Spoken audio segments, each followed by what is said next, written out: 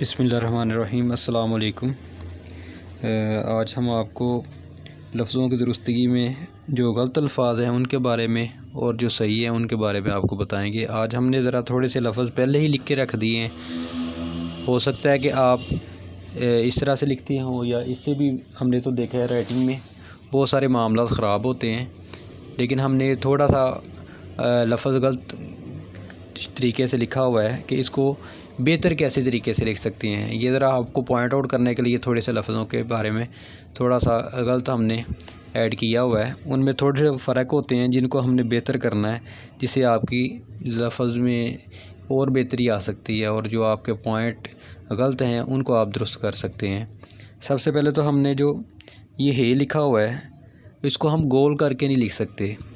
جب بھی ہم ہے دو چشمی ہے جو لکھتے ہیں، یہ والا جیسے گھر میں آتا ہے، اس میں ہم اس کی جو شکل ہوتی ہے اس کی شکل سواد کی طرح بنائیں گے۔ سب سے پہلے تو ہم اس کو سواد، پھر دوسرا سواد اس کے برابر آ گیا تو تب ہم نے اس کو نیچے لے کے جانا ہے گھر لفظ۔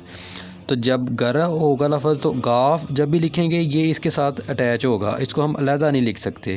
دوسرا اس کا جو اوپر والا الف ہے اس کو ہم نے چھوٹا لکھنا ہے، اس سے گاف کا اس کو ہم دونوں کو برابر نہیں کر سکتے، یہ چیز کا آپ نے خیال رکھنا ہے۔ دوسرا کاف الف کا جب ہم لکھیں گے تو اس کی شکل جو ہے اندر کو پہلے ہم نے ایک کی شکل بنائی ہوئی ہے، لیکن جب کاف الف کا لکھا جاتا ہے تو ہم نے اس کو اوورال اس کے ساتھ جوڑنا ہوتا ہے، یہاں پہ سرکل کی شکل، اور الف جو ہوتا ہے وہ اس کے سینٹر میں جا کے جوڑیں گے ہم، تب آپ کا کاف لفظ ٹھیک ہوگا۔ اس سے علیحدہ کر کے نہیں لکھتے، اس کے ساتھ جوڑ کے لکھتے ہیں کاف الف کا کو۔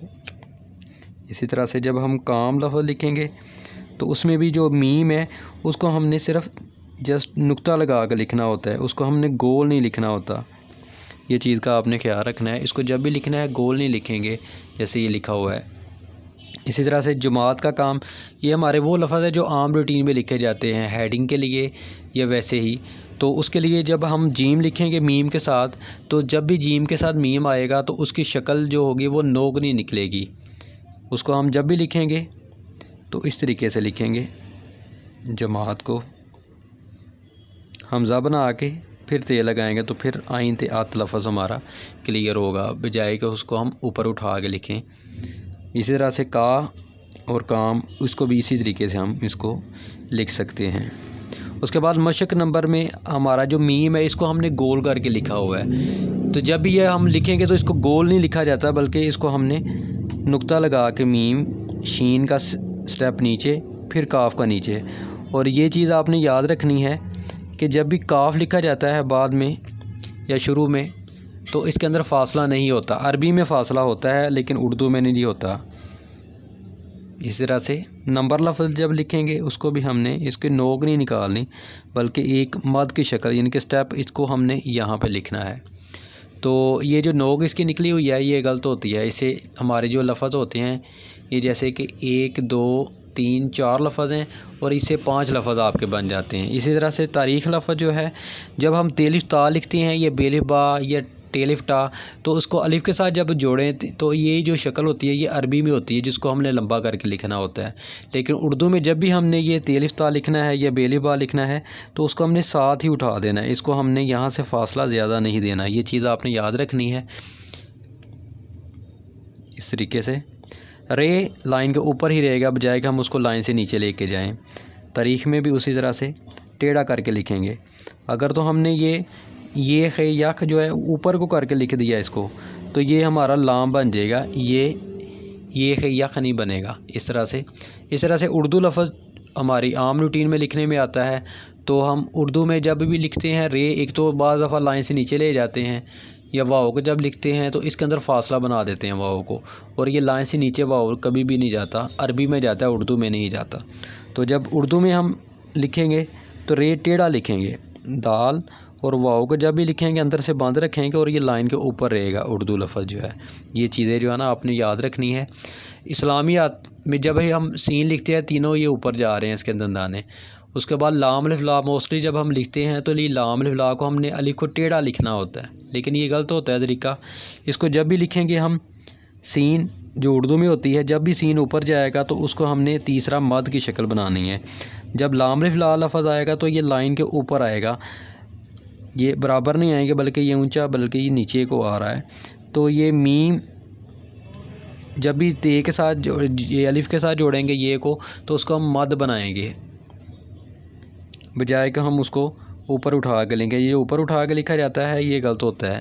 یہ سمجھ لیں کہ آپ کا عربی سٹائل کا ہو جائے گا. انگریزی جب لفظ لکھتے ہیں تو اس کو بھی اسی طریقے سے جب ہم لکھیں گے گھر لفظ انگریزی کا گھر تو یہ لائن کے اوپر رہتا ہے. اس کو ہم لائن سے نیچے نہیں لے کے جاتے. تو یہ زے جو ہے اس کو بھی ہم لائن سے نیچے نہیں لے کے جا سکتے. یہ طریقہ کار غلط ہے. یہ اسٹیپ جب بھی لکھا جائے گا لائن سے اوپر ہی رہے گا. چھوٹی میں جتنا یہ بڑا ہے اتنا یہ نیچے والا بڑا ہمیں کرنا پڑے گا. اب یہ دیکھیں انگریزی اس سٹائل میں اور اردو میں جو لکھا ہوا ہے یہ نستعلیق میں اس میں کتنا فرق ہے. تو ہم یہ غلطیاں کرتے ہیں. اسی طرح سے مطالعہ پاکستان میں ہم میم اور آئین جب لکھتے ہیں تو اس کے اندر فاصلہ بنا دیتے ہیں. متا جب لفظ لکھیں گے ہم تو اس کو ہم برابر رکھیں گے.